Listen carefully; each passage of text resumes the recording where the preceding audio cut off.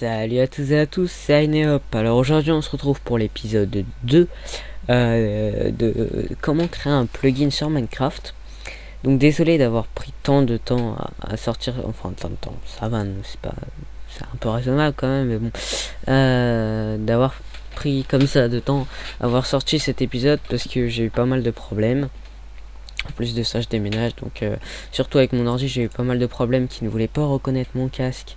Enfin voilà, bon là en gros pour faire clair je me suis mis à la dernière version d'Ubuntu qui est la 13.04 et je peux vous faire des vidéos maintenant, normalement tout marche bien. Voilà, donc ce que j'ai prévu pour le tuto c'est les fichiers que je mets en plein milieu du bureau. Je pense que vous l'avez reconnu, Minecraft, serveur Bukkit et Bukkit Command. Voilà, donc tout ça je vous expliquerai. Enfin Minecraft c'est un petit script que je fais pour lancer Minecraft directement depuis mon bureau, je ferai un launcher plus tard. Serveur Bukkit, bah, c'est le serveur qu'on avait initialisé tout à l'heure. Et Bukkit Command, enfin tout à l'heure dans le dernier épisode quoi. Et Bukkit Command c'est quelque chose qu'on verra plus tard. C'est une grande commande qui est très dure de mémoriser. Enfin perso je me suis pas amusé à la mémoriser, mais voilà, faut juste recopier quoi. Juste le nom, en fait c'est le nom de la fonction hein, et les variables qui vont avec. Sinon le reste bien sûr après c'est à apprendre. Voilà, donc on démarre Eclipse, on va dans le Wordscape plugin, il y est plus, c'est génial. Minecraft plugins, alors j'avais déjà un plugin en cours, enfin que je voulais faire comme ça, je vais le supprimer. Hop, voilà, donc on retourne dans le Wordscape qu'on était. Alors par contre j'ai plus le projet, comme je vous l'ai dit j'ai réinstallé mon ordi. J'ai plus le projet qu'on avait fait l'autre fois, mais je crois qu'on avait juste qu'on avait juste vu comment installer le serveur et voilà. Alors attendez, oups, en plus des fois ma souris elle me fait un peu des petits coups, enfin elle vibre tout seul, bref elle vibre, oui bien sûr.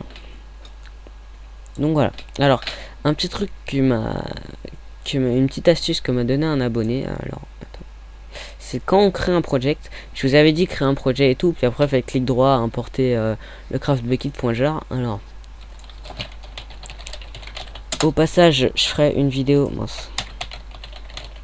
au passage je ferai une vidéo pour mes 200 abonnés, parce que là regardez on est à 197. Alors oui, désolé, je me suis mis en nouvelle interface.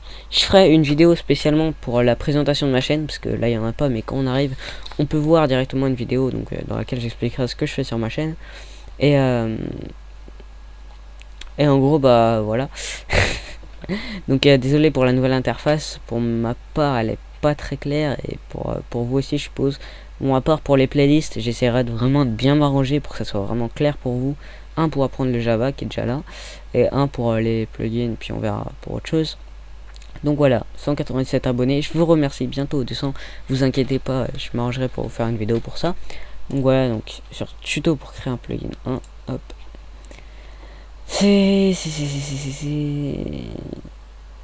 Voilà, c'est moi officiel. Donc pour aller chercher, voilà, alors pour chercher le fichier CraftBukkit, tu peux le faire plus facilement lors de la création du projet. Tu écris le nom du projet et au lieu de faire finish tu appuies sur next.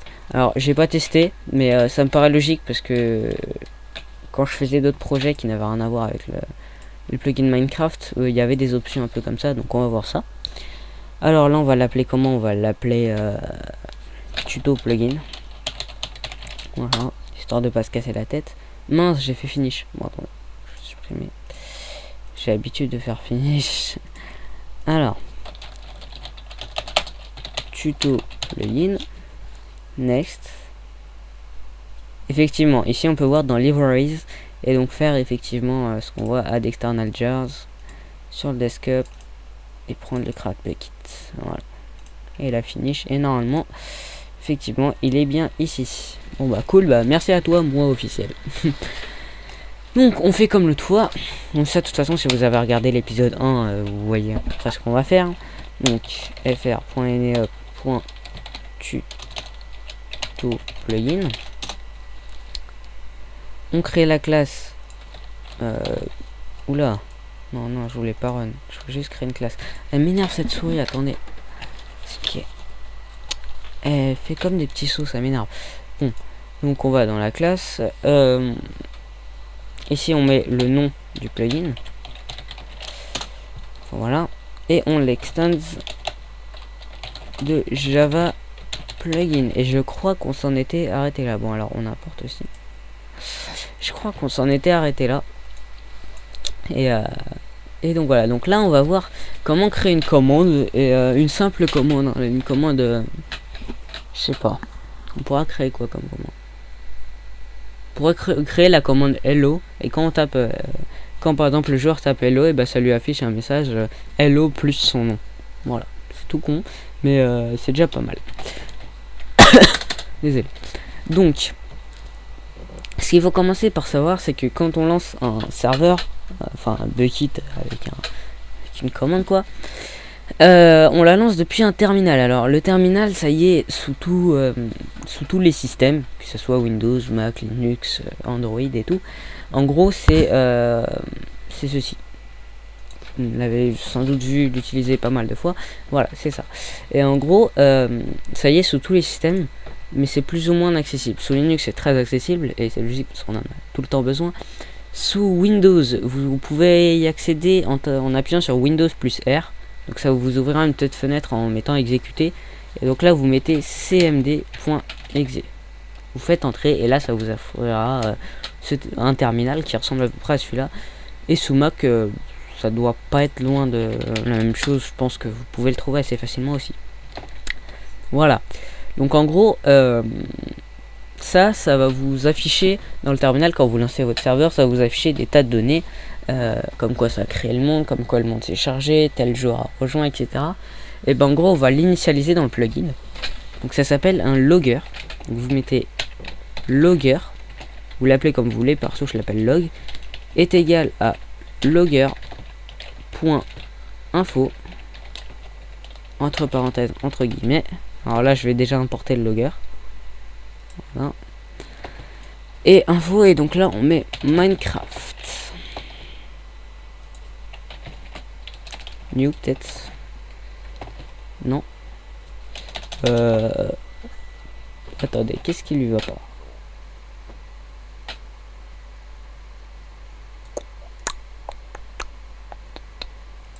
Pourquoi non?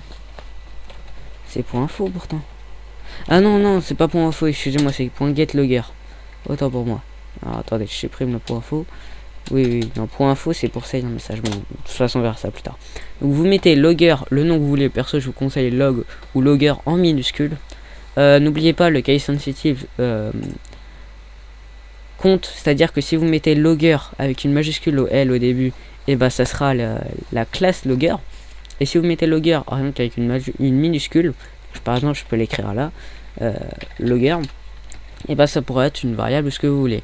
Voilà, par contre si je mets une majuscule ici, il me dit que c'est une erreur parce qu'on peut pas mettre deux fois, enfin voilà. Donc bon bref, moi je mets log, entre parenthèses, entre guillemets, donc log est égal à logger.getLogger. Ça fait beaucoup de logger. Et là vous mettez Minecraft tout en minuscule. Voilà. En gros il va faire un scan du process pour trouver Minecraft, bref.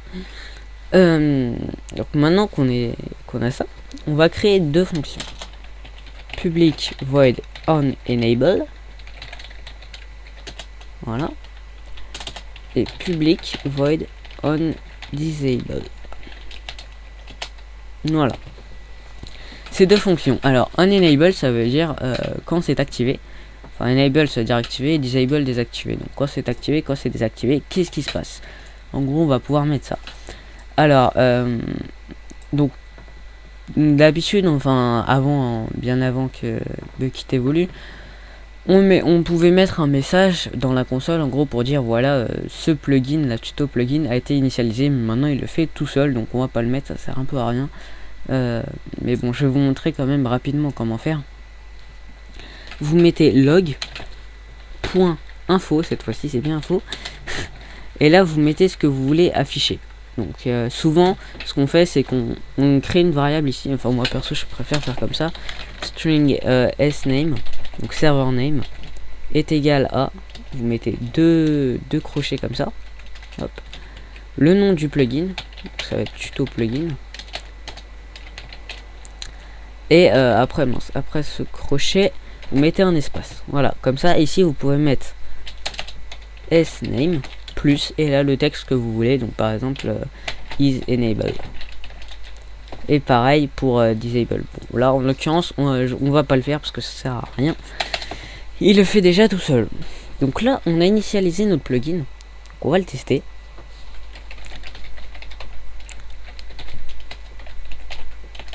Non, c'est pas ça, c'est ça. Voilà. On va lancer le serveur. Ah oui, mais non, forcément que ça va pas marcher. Ça va pas marcher pour plusieurs raisons. Voilà. Pourquoi ça va pas marcher? Parce que là, pour l'instant, on a juste écrit, mais on n'a rien fait. Hein. Pour l'instant, c'est pas sur Bukkit. Donc, pour l'envoyer sur le serveur, vous faites un clic droit sur le dossier du projet et vous faites export. Donc là, normalement, vous atterrissez sur quelque chose comme ça. Vous allez aller dans Java et faire jar file. Faites next. Ici, vous touchez rien, vous laissez par défaut et vous faites browse. Donc là, vous allez aller dans votre serveur plugin. Normalement, il y a un dossier avec plugins qui est écrit comme ceci. N'oubliez pas le S et tout. S'il n'y est pas, et ben vous le créez tout simplement. Mais normalement, il y est. Vous allez dedans et vous mettez le. Ici, vous avez juste à mettre le nom du plugin. Donc tuto plugin pour ça. Et vous faites finish. Donc voilà. Là, ça marche. Alors des fois, il peut vous mettre un petit message comme quoi il y a des warnings et pas des erreurs, donc vous pouvez quand même les skipper. On verra ça plus tard. On va dire ça. Serveur Bukkit. On voit qu'il est bien là hein, dans votre serveur Bukkit, dans plugin, et voilà. Alors moi, je vais virer ça. On va lancer le serveur. Oui, forcément.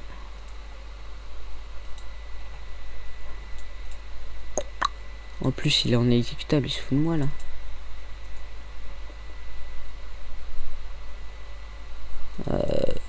Bon. Attendez, désolé. Petit fail, hein. Je vois pas pourquoi il me fait ça, mais. Ok, donc maintenant il a décidé que... Bon, je suis pas bien habitué avec la nouvelle version, j'ai tout juste de la télécharger, alors voilà. Donc là, voilà, il nous charge le mode, tout ça. Il nous dit qu'il y a des erreurs. Dans tuto plugin. Dans le dossier plugin. Ah oui, il n'y a pas d'YML. Forcément, ça va pas marcher sinon. Donc, l'YML, c'est quelque chose qu'on va voir tout de suite. En fait, je vais laisser un terminal ouvert ici. Donc là, on a notre plugin qui fonctionne. Bon, pour l'instant, il fait rien, mais il fonctionne pas totalement. Puisqu'en gros, chaque plugin doit avoir son propre YML. Donc, je vais vous expliquer ce que c'est. C'est juste un simple fichier texte. Donc, vous allez sur votre projet, vous faites clic droit, New, File, et vous tapez plugin.yml. Bien comme ceci. Vous touchez à rien, vous mettez juste en file name, pas de majuscule, pas de S ou quoi, plugin.yml. Faites finish. Donc là, ça va l'ouvrir souvent avec votre éditeur de texte par défaut. Ce que je vous conseille, c'est de le fermer, de faire clic droit sur plugin.yml et open with text editor. Comme ça, ça va l'ouvrir. À chaque fois que vous double-cliquez, ça l'ouvrira dans Eclipse. Donc là, dans ce fichier, qu'est-ce qu'on va mettre? On va mettre name. Alors là, c'est très important. Dans ce fichier, tout compte. Rien qu'un espace compte. Et si vous mettez un espace de trop ou quoi, ça ne marche pas. Donc vous mettez name, 2 points, bien collé, hein, name. Souvent on va mettre les attributs, voilà. On va mettre le nom, donc name, 2 points, espace, et ensuite la variable. Donc pour l'instant on met juste name, 2 points, rien, pas d'espace ni rien. Entrée, version, 2 points, auteur, donc l'auteur tout simplement. Là c'est le nom du plugin, la version du plugin, l'auteur. Main, je vais vous expliquer ça après. Description. Souvent on met ça, perso je le mets là, mais bon on s'en fout de l'ordre, hein. Ça par contre vous pouvez le mettre dans l'ordre que vous voulez, c'est variable là. Par contre vous mettez en dernier comments avec un S, 2 points, et voilà. Donc name, vous cliquez là, vous faites espace, et là vous mettez le nom du plugin. Alors, moi c'est tuto plugin. Version, donc encore une fois espace, moi c'est la 1.0, vous mettez ou la version du plugin ou la version de Minecraft. Perso moi je préfère mettre la version du plugin. Description, vous mettez la description que vous voulez. Moi je mets this is plugin for channel. En gros, ça pourra servir si vraiment quelqu'un télécharge votre plugin et puis sait pas ce que c'est. Télécharger un plugin sans savoir ce que c'est un peu con, mais bon.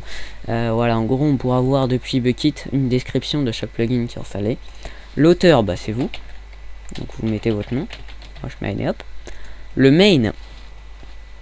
main, ça va être très simple. Il va falloir prendre le nom du package. Donc on met encore une fois espace fr.ineHub.tuto plugin. Donc ça c'est le nom du package plus un autre point tuto plugin encore une fois. Donc en gros qu'est-ce que c'est, ça va être la base du programme, bah, le main. Hein. En gros ça va aller chercher dans le package fr.ineHub.tuto plugin la classe tuto plugin.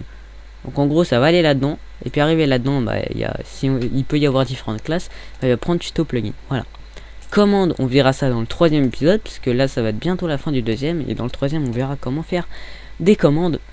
Donc voilà, donc là normalement tout est bon. On sauvegarde bien tout. Voilà. Donc là on fait pareil. C'est quelque chose, vous allez voir, vous allez assez vite le faire à force de le faire. Clic droit, export. Normalement il se met déjà par défaut. Next. Et finish. Voilà, comme je vous l'ai dit, une fois que vous l'avez fait, c'est déjà bon. Donc là il me dit qu'il existe déjà, est-ce que je vais le remplacer? Oui. Je lance le serveur. Voilà. Non, me dites pas qu'il y a encore une erreur.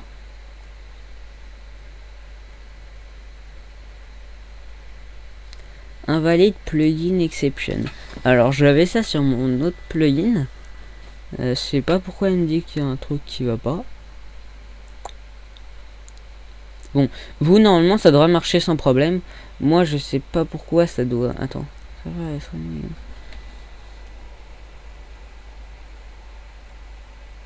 Bon, j'ai dû faire une connerie dans le script ou quoi. Je vais voir ça, je vais retélécharger tout ça. Et puis voilà. Mais normalement vous, si vous faites ça, ça marche sans problème. Donc voilà. J'ai réussi, voilà, ouais, on a bien le bon YML. Non, c'est un problème qui vient de moi à mon avis. Donc voilà, donc j'espère que ce deuxième épisode vous aura plu. On n'a pas fait grand chose, mais bon, en gros là on a bien posé les bases de notre plugin. Apprenez bien à gérer ça, à voir à quoi correspond telle variable, telle fonction. Et puis bah après bah, rendez-vous au troisième épisode, dans lequel on s'attaquera enfin aux commandes, enfin un truc intéressant. Donc voilà, j'espère que ce tuto vous aura plu.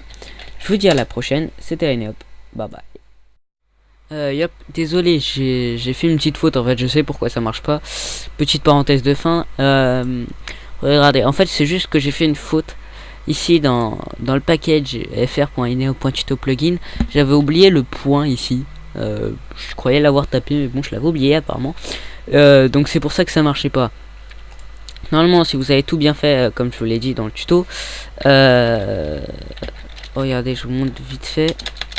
Ah mince, c'est des desktop.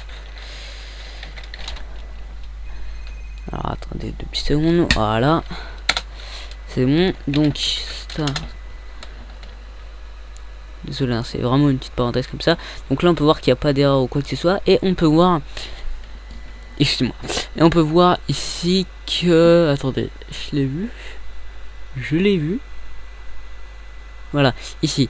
Tuto plugin enable tuto plugin version 1.0, et quand on arrête le serveur, voilà, donc tuto plugin a été désactivé. Donc là c'est le nom du plugin avec sa version 1.0. Et donc voilà, donc comme je vous l'ai dit dans l'épisode 2, on verra comment créer des commandes. Et voilà, sur ce, ciao tout le monde.